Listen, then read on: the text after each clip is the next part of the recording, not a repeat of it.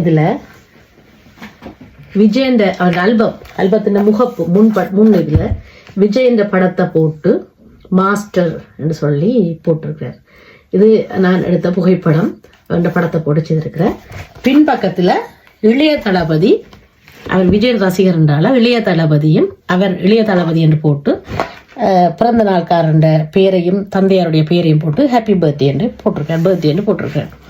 மிக அழகான பரிசாக இருக்கும் என்ற நம்பிக்கையில் நான் இந்த பரிசை அவருக்கு கொடுக்க போகிறேன். இது ஒரு திடீரென்று வந்த ஒரு எண்ணம் தான் எனக்கு. இந்த பிறந்த நாளுக்கு இந்த ஆல்பம் செய்து கொடுப்போம்ட்டு.